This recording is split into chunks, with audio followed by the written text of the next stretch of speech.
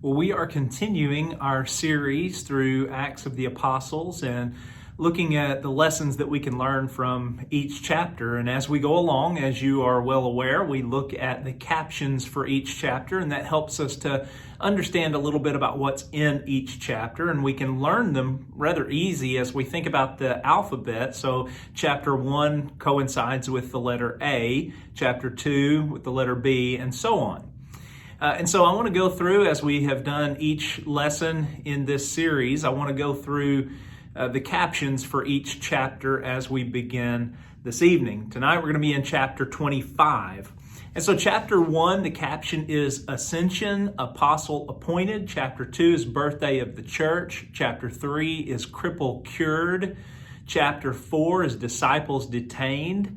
Chapter 5, Each Lied, Each Died. Chapter 6 is Fellows Full of Faith, Face of an Angel. Chapter 7 is Godly Gentleman Gains Glory. Chapter 8 is Here is Water. Chapter 9 is Saul's Eyes Blinded, Dorcas's Eyes Open. Again, we're using the letter I there, the play on words. Saul's Eyes Blinded, Dorcas's Eyes Open. Chapter 10 is Journey to Joppa to Get a Jew. Chapter 11 is Knowledge Knits Kingdom. Chapter 12 is Liberated, Lost Lives.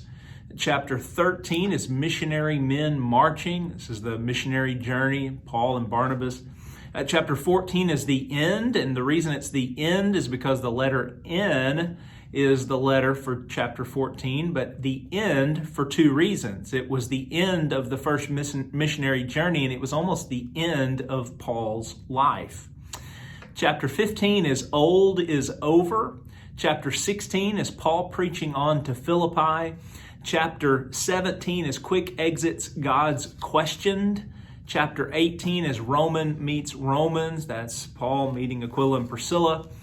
Chapter 19 is Seven Sons of Sceva, Silver Shrines. Chapter 20 is Tumble from the Top at Troas, Tearful Goodbye. Now this is the point at which Paul has been with the people in Ephesus, and now he is meeting with the elders and a farewell to them. He is telling them goodbye. At the very end of this section, we see that they are weeping, and there's much tears, or a lot of tears being shed, because Paul had told them that they would not see his face again. So, tearful goodbye. Chapter 21 is Up to Jerusalem, Upstairs. Chapter 22 is Vision Reviewed. This is where Paul explains again about his conversion experience. And then chapter 23 is Warned and Whisked Away. Chapter 24 that we saw in our last session is Felix, with the letter X being the key letter here. So chapter 25 is the letter Y, and the caption is Yielding Yet Waiting. Now, what happens in chapter 25? Well, the interesting part to note about chapter 25 is that Paul here is remaining in prison. You remember at the end of chapter 24, Felix is being succeeded by Festus. And in order, or for the purpose of doing the Jews a favor, Luke tells us, Felix decides to leave Paul in prison.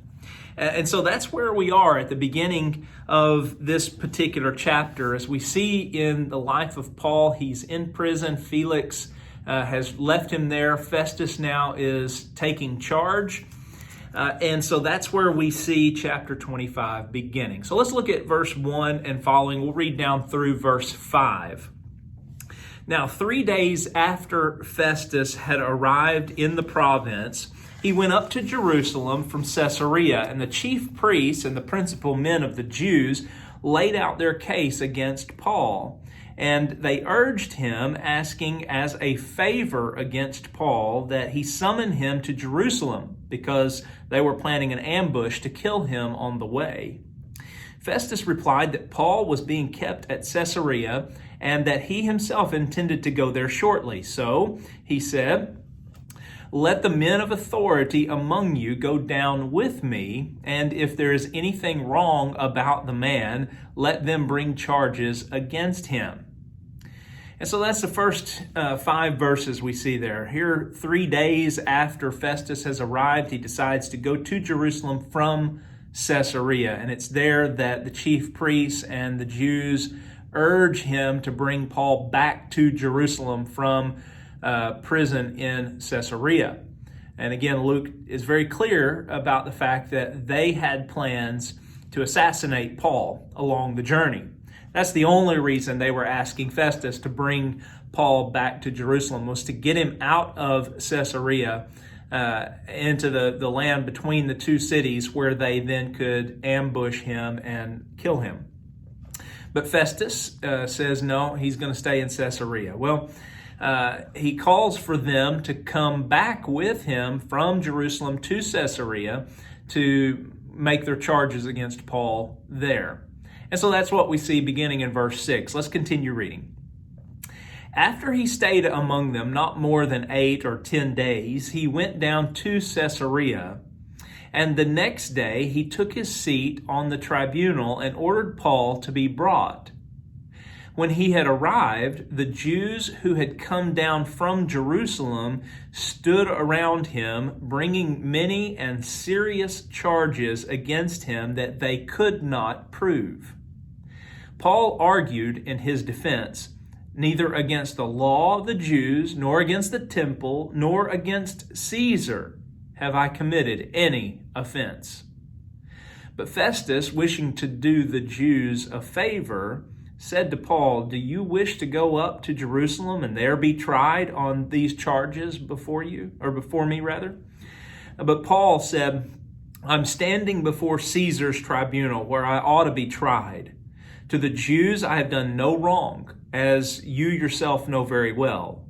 If then I am a wrongdoer and have committed anything for which I deserve to die, I do not seek to escape death. But if there is nothing to their charges against me, no one can give me up to them. I appeal to Caesar. Now, that's down through verse 11.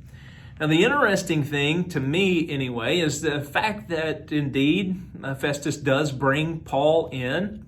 The Jews that followed from Jerusalem to Caesarea along with Festus, they were there to present their case. But Luke is telling us in verse 7 that they brought before Festus charges against Paul, and he says many and serious charges against Paul. But he goes so far to say these charges that they brought against Paul, they cannot prove, or they could not prove. So they're simply making blanket accusations without substance. They had no evidence. They were just simply making these charges or these accusations against Paul. Certainly we've seen this since the time that Paul was dragged out of the temple and beaten and then carried up before the tribunal. Now, part of the issue I think that we have to look at here is the fact that these Jews are strongly opposed to the faith that Paul has in Jesus. That's the real issue that's going on here. And so they are willing to bring false charges or accusations against Paul before Festus, as they've done before the other leaders as well. But Luke is clear that these many and serious charges could not be proven by these Jews. Now, another note that's interesting to look at is verse 9, where we see Festus was wishing to do the Jews a favor. That sounds an awful lot like his predecessor. If you remember chapter 24, verse 27 says, when 2 years had elapsed, Felix was succeeded by Porcius Festus, and, notice this, desiring to do the Jews a favor, Felix left Paul in prison. So both of these men, Felix and Festus, are not wanting to go against the Jews really, but trying to do them a favor, showing some kind of solidarity with them. Festus is trying to convince Paul that it might be better for him to go back to Jerusalem to be tried for the charges that are being brought against him. But Paul, as we see there in verse 10 and 11, Paul appeals to Caesar, and he does so from the perspective of him being a Roman citizen. Certainly Paul is a Jew, and in Paul's words, he's a Jew's Jew, exceeding far above his contemporaries. He was a very educated man and well-versed in the Torah. And for Paul to say, well, I'm a Jew, well, that would have required or at least lent itself to him being willing to go to Jerusalem. But Paul, in this instance and through this case, has been appealing to Caesar in the fact that he is a Roman citizen. And so he says, listen, if I'm a wrongdoer, then I'm not going to try to escape the punishment that is due me. But if there's nothing in me that can be found worthy of me being put to death, then nobody has the right to hand me over to these Jews who want to kill me. But rather, I appeal to Caesar. So Festus, if you release me to them, or if you send me on to Jerusalem so that along the way I'm killed, or so that once I get to Jerusalem they kill me, well, you're going to have to answer to Caesar because I'm appealing to him. Well, verse 12, let's keep going. Verse 12 says, Then Festus, when he had conferred with his council, answered, To Caesar you have appealed, to Caesar you shall go. And so that's kind of the end of this first section where Paul is appealing to Caesar, and now he is awaiting his transport. Certainly this will come in the next couple of sessions as we see the progression of the book of Acts as Luke is sharing with us this larger story in the life of Paul. What happens next is interesting, and the story that we're going to see through the remainder of chapter 25 is continued on into chapter 26. But for this evening's session, we're simply going to end at the conclusion of chapter 25. And we'll pick up next week, Lord willing, at chapter 26 and verse 1. But let's look right now at verse 13 and following. Luke writes, Now when some days had passed, Agrippa the king and Bernice arrived at Caesarea and greeted Festus. And as they stayed there many days, Festus laid Paul's case before the king, saying, There's a man left prisoner by Felix, and when I was at Jerusalem, the chief priests and the elders of the Jews laid out their case against him, asking for a sentence of condemnation against him. I answered them that it was not the custom of the Romans to give up anyone before the accused met the accusers face to face and had opportunity to make his defense concerning the charge laid against him. So when they came together here, I made no delay, but on the next day took my seat on the tribunal and ordered the man to be brought. When the accusers stood up, they brought no charge in his case of such evils as I supposed. Rather, they had certain points of dispute with him about their own religion and about a certain Jesus who was dead, but whom Paul asserted to be alive. Being at a loss how to investigate these questions, I asked whether he wanted to go to Jerusalem and be tried there regarding them.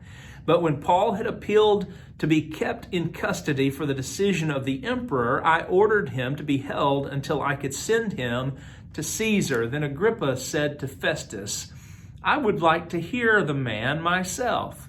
Tomorrow, he said, you will hear him. Now, that's down through verse 22. It's verses 13 through 22. Now, the story progresses rather simply as we're able to see this exchange between Festus and Felix, or Agrippa rather. And Festus and Agrippa are, I think, on the same page with regard to the process. Certainly, Festus is sharing his thoughts as to why this came about, as to why Paul was being kept here with Agrippa, and I believe that Agrippa agreed with him, that was the proper move. And certainly Agrippa is intrigued because we see him saying, hey, I want to hear what he has to say. I want to hear this case myself. Now, there's a couple of interesting notes with regard to the history of Agrippa and his position. Luke tells us that he is the king. Well, Agrippa, that's mentioned here in chapter 25, verse 13, is Herod Agrippa II. Now, Herod Agrippa II is obviously the son of Herod Agrippa I. Well, Herod Agrippa I is the Herod that we read about in Acts chapter 12, who put to death James and tried to kill Peter. And this particular Herod Agrippa II is the great-grandson of Herod the Great. One other interesting note is that this particular Agrippa, Herod Agrippa II, is the brother of Drusilla, who we see in Acts 24, verse 24, who's the wife of Felix. So there's a lot of connections that are made here with this particular Agrippa. This is Herod Agrippa II, the son of Herod Agrippa I that we see in Acts chapter 12. He's also the great-grandson of Herod the Great. Now, Bernice is Julia Bernice, and Julia Bernice is this Herod Agrippa II's sister. But not just his sister, she is his queen, and they had a rather open, incestuous relationship that was really looked down upon or shunned by the Jews and Gentiles alike. And so kind of an interesting aspect about the history of who this was. Now, Agrippa, that we read about here in Acts 25, Agrippa had as his position, he says, the king. Well, he's not the emperor, he's not Caesar, but he is a king. And under the Roman Empire, there were provinces that were put out, or territories, as it were, and the different rulers were given these different properties. And Herod Agrippa I, had a huge amount of property and province that was under his charge. Well, his son, Herod Agrippa II, that we're reading about here, did not have quite the territory. And as a matter of fact, at this point, when we're reading in this story here, he was about 32 years old. His father had died, and now he is kind of gaining some ground. It would seem as though, from just a simple reading, that Agrippa, the king, is of higher status than that of Festus, but that's not exactly true. As a matter of fact, Herod Agrippa II would have been more like the secular leader of the Jewish people. And so that's kind of his position, the secular ruler or leader of the Jewish people. But he did have a province. At this point, he had not yet received his full territory. He would later receive that. But at this point, he is not at higher rank than Festus, but probably it's the other way around. Festus may be a little bit of higher rank than Agrippa. So that begs the question, why would Agrippa and Bernice come to Caesarea to see Festus? Well, Festus, you remember, has just assumed his role or his authority.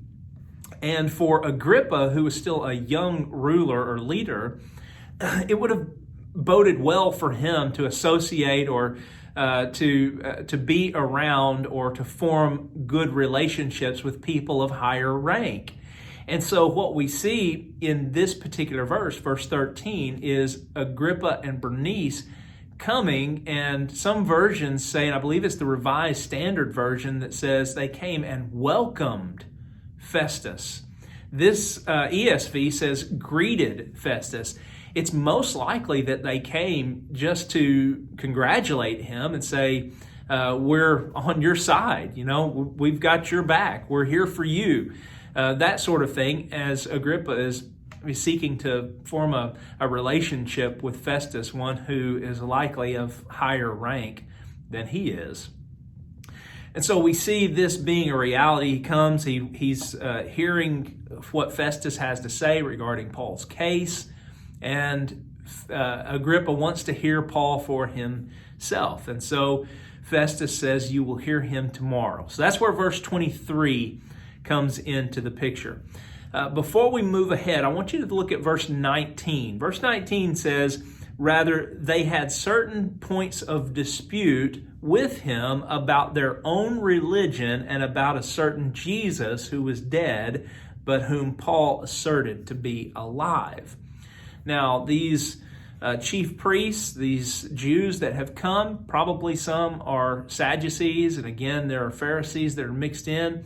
The Sanhedrin, the ruling council of the Jews, was a mix, but there were more Sadducees, it's believed, in the Sanhedrin than Pharisees. So the Sadducees did not believe in the resurrection, and they took exception to what Paul had to say regarding Christ being raised from the dead.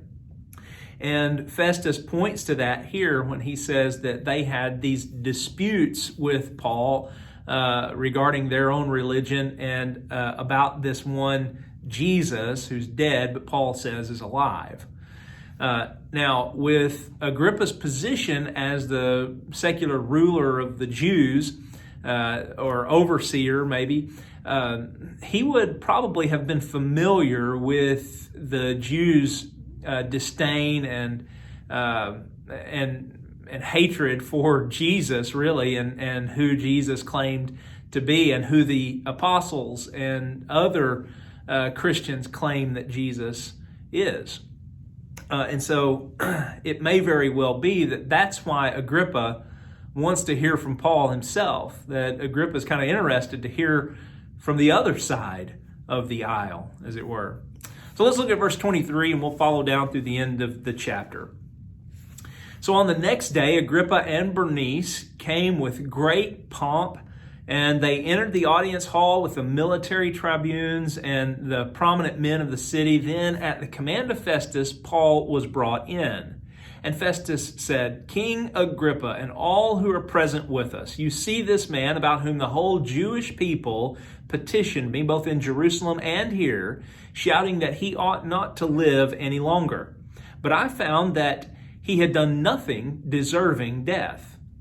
And as he himself appealed to the emperor, I decided to go ahead and send him. But I have nothing definite to write to my lord about him. Therefore, I have brought him before you all, and especially before you, King Agrippa, so that after we have examined him, I may have something to write.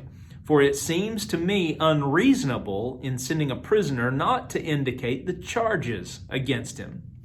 So Festus seems very logical in his thought process, and probably this would be something like a consult that we think of today, as Agrippa is there. And so, as we saw in verse 13 and following, Festus immediately goes into this discussion about Paul's case. It's not as though there's something amazing about Paul that he is so popular that Agrippa would automatically know about him and Festus would be talking about him, but it's rather intriguing, I think, to them.